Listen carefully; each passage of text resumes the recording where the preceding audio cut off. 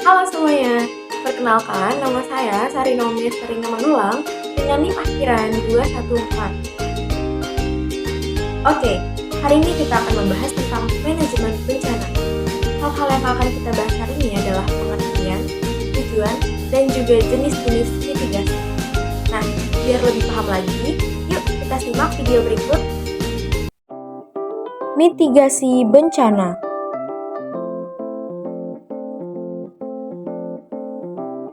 Apa itu mitigasi bencana? Berikut penjelasannya. Berikut adalah pengertian mitigasi menurut undang-undang. Dapat kita baca di layar.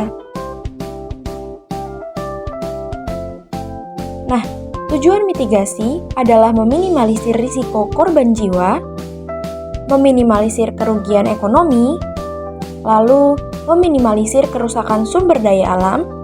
Lalu yang keempat, pedoman bagi pemerintah untuk perencanaan pembangunan. Selanjutnya, meningkatkan kesadaran masyarakat dalam menghadapi risiko dan dampak bencana. Dan yang terakhir adalah membuat masyarakat merasa aman dan nyaman. Selanjutnya, kita akan membahas tentang jenis-jenis mitigasi. Yang pertama, mitigasi struktural adalah upaya mengurangi risiko bencana dengan melakukan pembangunan prasarana fisik. Contohnya pembangunan kanal khusus untuk mencegah banjir dan juga yang lainnya. Lalu yang kedua adalah mitigasi non-struktural, yaitu upaya mengurangi dampak bencana melalui kebijakan atau peraturan. Contohnya, larangan membuang sampah ke selokan atau sungai. Nah, gimana nih teman-teman? Sudah semakin paham dong tentang apa itu mitigasi, tujuan dan juga jenis-jenisnya? Nah, berikutnya kita akan membahas tentang video penyebab banjir, pencegahan yang harus kita lakukan, dan juga hal-hal yang harus kita lakukan ketika banjir terjadi. Yuk, simak video berikut.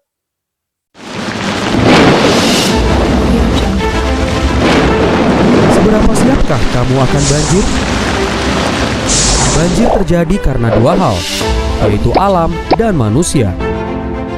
Faktor alam terjadi karena curah hujan tinggi, pasang air laut, dan sedimentasi di muara. Faktor manusia terjadi karena membuang sampah sembarangan, penebangan hutan, kurangnya resapan air, dan hindari untuk membangun pemukiman di bantaran sungai. Pencegahan pun tentunya bisa dilakukan dengan membersihkan sampah di sungai, menanam pohon untuk menambah resapan air, dan membuang sampah pada tempatnya.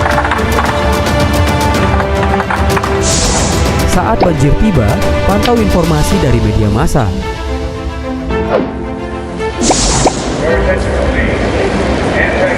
Siapkan emergency bag yang dibutuhkan pada saat mendesak. Taruh dokumen di tempat yang tinggi dan matikan sumber listrik. Lalu lari dan ikuti tanda jalur evakuasi. Pada saat melakukan perpindahan, hindari arus yang deras dan berhati-hatilah akan keberadaan hewan berbahaya yang bisa terbawa arus air. Berikut adalah pencegahan dan langkah yang bisa kamu lakukan. Jangan lupa untuk prepare, plan, practice.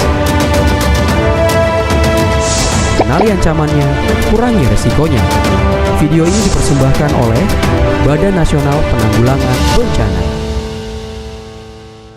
Nah, gimana nih? Sudah semakin tahu dan semakin paham kan apa itu mitigasi, tujuannya dan juga jenis-jenisnya, serta bagaimana sih cara mencegah banjir dan juga apa sih yang harus kita lakukan ketika banjir terjadi? Akhir kata, saya, Sari Naomi Serina Manulang, pamit undur diri. Dan harapannya dengan menonton video ini, teman-teman menjadi lebih aware terhadap bencana banjir. Terima kasih dan sampai jumpa. Dah.